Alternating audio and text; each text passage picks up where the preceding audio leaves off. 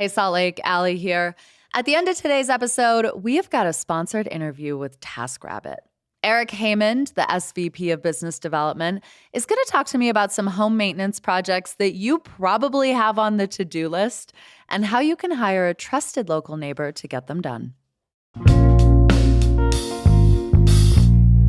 Today on CityCast Salt Lake, if someone asked you to describe St. George, Utah, what would you say? A sunny land of retirement villas? A golf course haven with limited water? How about the Florida of Utah? Last summer, we dug into that idea. It's Thursday, June 25th. I'm Allie Vallarta, and here is what Salt Lake's talking about. CityCast Salt Lake contributor Shireen Ghorbani, you ran for Congress in a district that included St. George. You and I are also on this show a lot talking about how much we love to get away to southern Utah. Yes. If you were talking to, I don't know, an alien, now that we know they're very much around, who was new to Utah, how would you describe St. George to them? Oh, well, my expectation is that aliens come from lands that look much like St. George. So I would say you're going to feel right at home. Lots of people are kind of bionic. I would say the color schemes are going to feel familiar. Yeah. The lack of kind of resources and infrastructure that many of us expect in larger cities aren't there. Right. In to be clear, the fastest growing metro area in the nation. Yeah, you're going to find wild patches of green grass in what is a total desert. And don't forget that you can see some desert tortoises. I think you're going to have a great time visiting Alien. I love it. Yeah. Okay, so just to get this out of the way, I'm originally from Florida, so that makes me the expert in this conversation to some regard. So for the past year or so, I have been kind of testing the waters on this and asking people if they think St. George is the Florida of Utah. And generally speaking, the response is, yeah. And so what we're going to do today is dig into it. And I made kind of a rubric that I would use to categorize things as being Florida-esque or Floridian. And I want to see how St. George stacks up. I'm ready because I actually genuinely love St. George. I don't want people to get the wrong impression because of how I started out. Oh, yeah. I really do like it there, and I have a lot of fun when I am there. And I do think it is, sort of the gateway to the most beautiful part of our state. But hit me with it. Let's go. Well, and to be clear, and this might be shocking to hear, but I genuinely love Florida. I'm constantly defending her. So, and I also think Florida exists in the American imagination in a very distinct way, and we'll probably play up more of that. But right. I think we have to just start with retirees, which, yes, interestingly, I did look this up. The median age in St. George is 37. Now, that's higher than the state of Utah in general, but more than half the population is under 65. That said, that leaves half the population at over 65. This is a retirement paradise. Yeah. And I mean, now that we're in an age of questioning data, the other question that I would have related to that is if people don't consider it their primary residence, but they do spend quite a bit of time there. So you see a lot of folks in retirement communities. There are a lot of young folks too. But yeah, I very much agree that it is high on the retiree matrix. There would be significant overlap, I would say, probably between Florida and St. George. Yeah. Why do you think that is? I'm not sure. Maybe it'll happen to me, but it does seem like people get colder as they get older. And they like to be in places that are warm. I can tell you when I was campaigning down there, I'd end up in living rooms with a lot of older folks that find themselves kind of more on the left, but a lot of folks said that they moved there because they had time to hike and be outside. And, some of them are snowbirds for sure. But I would say another part of it is you just kind of enter into a phase of your life where you don't mind getting up at 5 a.m. if you're a full-timer there, to go out in the summer and ride bikes. There are excellent bike trails or go out and hike. And then generally, I think that you have sort of a different orientation around what you want a community to provide to you. So I think that is probably what St. George has to offer. Yeah, well, and if what you want a community to provide to you is a golf course around every corner, it feels like this is the golf capital of Utah, which is so funny because it's not the water capital of Utah, which if you're unfamiliar, it's like the super, super swanky golf course down there. You are seeing ads for it at Jazz games. Now, a band of the Paiute Nation is considering a land deal with them to develop, just west of St. George, another golf course. This one will be designed by Tiger Woods, potentially. Wow. And like a resort on 1,250 acres of land. The golf culture is unstoppable. And that feels very Florida to me. So there are many components of the kind of orientation to the outdoors as well. I just have to say there are kind of incredible trail systems. There's a lot of like road bikers, folks that are out kind of in the early morning when I've been there. But there is this kind of orientation around folks who are inclined to be outdoors, kind of athletically inclined, and a gathering, I would say, for their retirement wishes and dreams. Yeah, and there is a airport there. And I will say, heck of a lot of private planes flying in there. Like, there's a lot of private aviation in the state that's just happening between Salt Lake City and St. George. Like, it's just people don't want to drive 4 hours. Yeah. Yeah. Okay, category 2 here. And again, this is the category of defining things as Floridian. Emphasis on freedom and fuckery. So I think just a level, and this might be the sort of like ideology that really catapulted Florida into the national conversation as more of an adjective, less of a noun. Yeah. I think you can find those shenanigans in St. George more so than anywhere else in the state. Yeah, so I can just tell you from my experience being on the ballot there, I think it was... it's possible there's a small county where I did worse, but St. George was rough. And then I did look it up in the last presidential election. Now, this maybe calls into question some of your thoughts on Florida, but I believe Washington County went about 75% for Trump, so home to St. George. In Florida, 56% of the state. So yes, I would say, generally when you're thinking about, of course, comparing these two, we're talking about a massive scale of difference in population. But just to put that in perspective for folks, it is a deeply conservative corner of the state that has a really interesting history with a number of families that have, I would say, actually pretty good reason to be skeptical about the federal government. And a lot of this ties to nuclear testing that happened down there where the government flat out lied to people. Yep. And it's interesting to me because in other cases, when the government has, deeply lied and misled populations, they don't always bend to the right. But that is certainly what happened in some key families in the Washington County, St. George area related to and around nuclear testing. Yeah.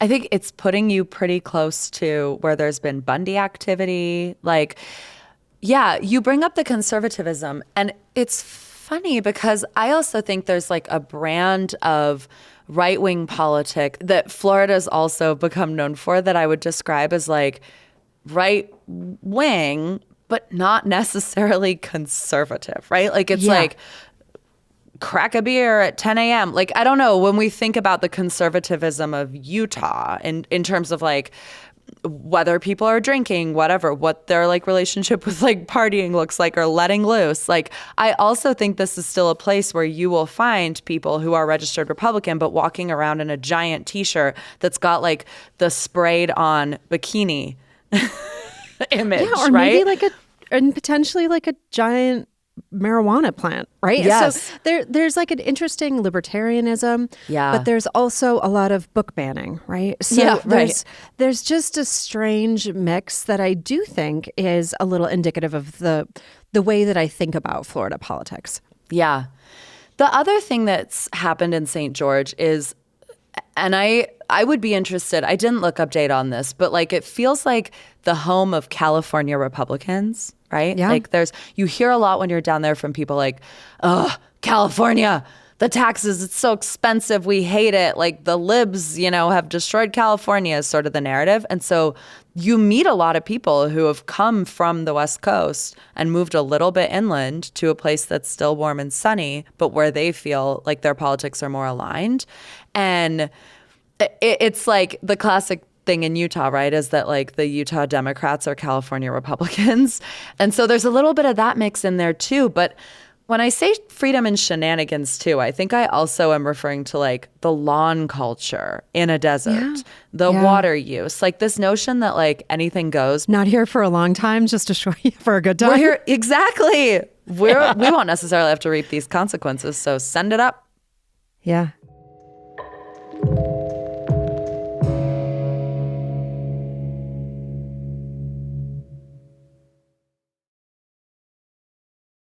Okay, category 3 that I've got here is planned and gated communities. Are you familiar, Shireen, with Desert Color Lagoon? Yeah, so I am. But I will just say, if you start to walk the streets and knock on doors, as I have, you do come up on a number of gated communities. And you also come up on folks living really densely, a lot of people. It's like a tale of two cities right there inside of St. George. So it's a really interesting mix, but definitely gated communities are more pronounced than, I feel really comfortable saying this, than any other city that I have spent significant time in. And it's strange because I'm sure Park City and kind of Summit County broadly has many of them. Yeah. But there's something about the way that they feel right on the edge of like everything in St. George that it feels like you're coming up on gates more frequently. Yeah. Yeah. And like this desire to create a paradise in an oasis in a paradise, like this particular resort that people on TikTok are calling the Cabo of Utah, which is so crazy, is a resort that has this like Caribbean blue colored lagoon that's man-made. It's 2.5 acre lagoon. Along that lagoon, you will find quite literally white, sandy beaches. There's like sandcastle building. There's like water skiing happening. There's like diving platforms out in the middle of that water. But if you look just beyond that beach, you're in the desert, baby. Yeah. Like, and it almost creates this appearance of like sort of the kind of opulence that you find in a place like Dubai, where it's like these desert palms that are springing up right next to, I mean, I would say a lot of wealth. And I think that's another thing that's interesting about this part of the state. There is a lot of wealth moving into this area. Yeah. Yeah. Behind a gate, next to a lagoon. Behind a gate. Yeah, next to a lagoon. Okay. Another category I have for the Florida of it all is kookiness / it's a jungle out there. Okay. I haven't really thought through this. I just wrote Bermuda shorts, rattlesnakes. Okay. So I think, well, listeners may know, if they've been with us for a while, that we are dear friends. Like, have spent so much time together and been many places. I'm scared. Where's this going? I cannot bring myself to go with you to Florida because of my terror of snakes. Yeah. And it is something that I talk about a lot with folks when I meet them and they're from Florida. And I want to just say like, wow, tell me about how many snakes, because I recently looked at a map and found out that behind Miami, so on the west side, is basically the Glades. Like it's the Everglades. Yeah. So we're talking like straight into the jungle. And people are just like, I really don't know what you're talking about. And I should say, right, for context, I'm a light trail runner and I do see snakes.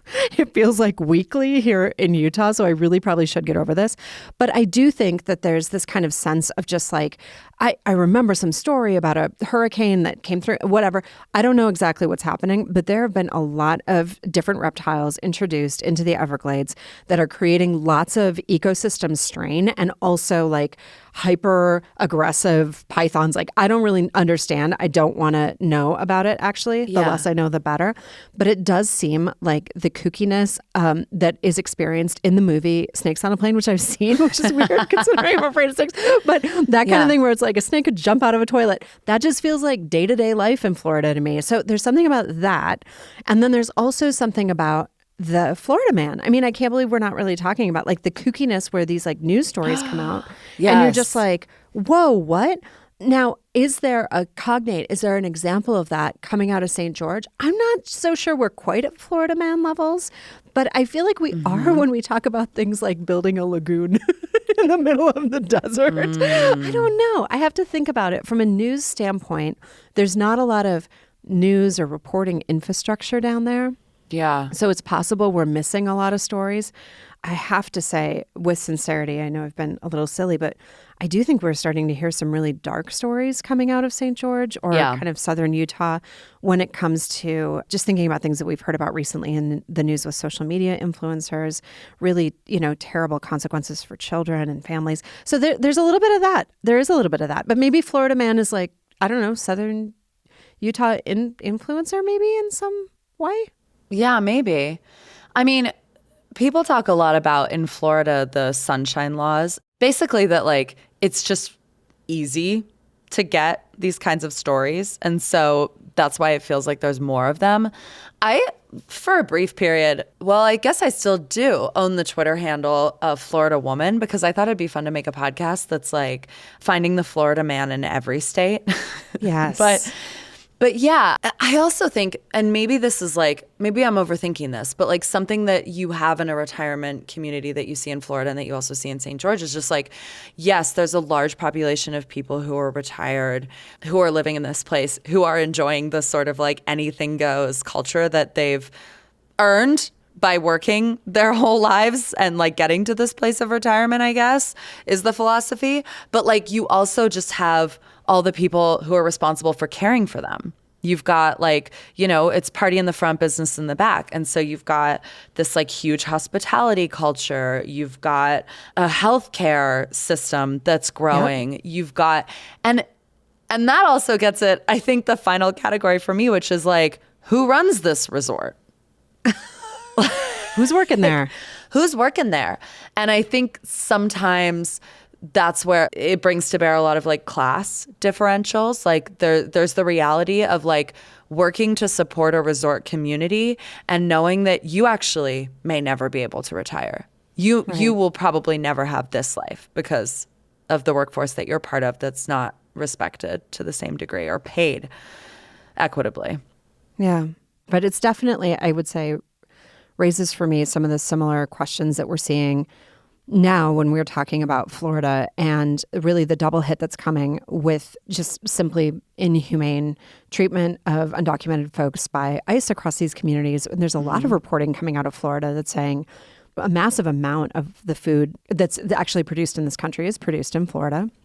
When we think about agriculture, it's a much bigger part of the industry there than it is here, certainly. And a lot of undocumented folks are working in that space in Florida. And there are going to be massive impacts to what's happening in our food chain around that.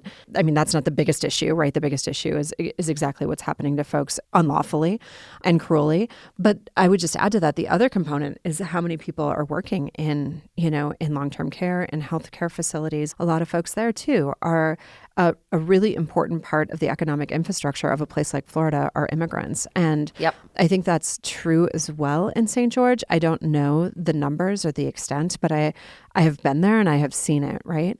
And I have to kind of jump back up a little bit to, I'm sorry to take such a hard turn, but back up to kookiness. Because there's also a really fun sense of counterculture down there. And I have been down to Southern Utah's Pride a couple of times, and there's a really lovely kind of counterculture community. I went down and collected signatures in Washington County for the effort to overturn the anti-union legislation that was passed last year, and the way that people came out for that and texted their friends and got on these little Facebook groups that still exist and really mobilized people. I had drag performers involved, sharing the word, like really getting out, and filled a packet, easily, actually more than one.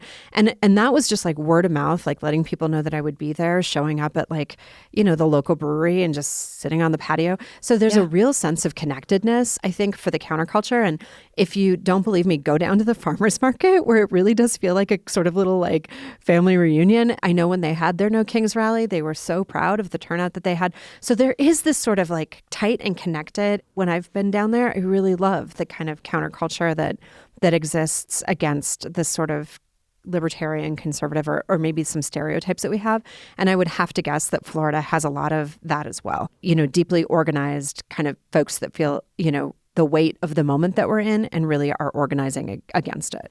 Oh, yeah, absolutely. And I mean, one of the, I think, best stories in the state, there was a civil rights victory down there. Never forget when the city of St. George tried to prevent a drag show from taking place at one of the local parks. And the performers sued the city and they won. They sued them for violating their First Amendment rights to organize and perform. And I think one of the best parts of this settlement was that the city of St. George had to have a written apology between Southern Utah drag stars and the city.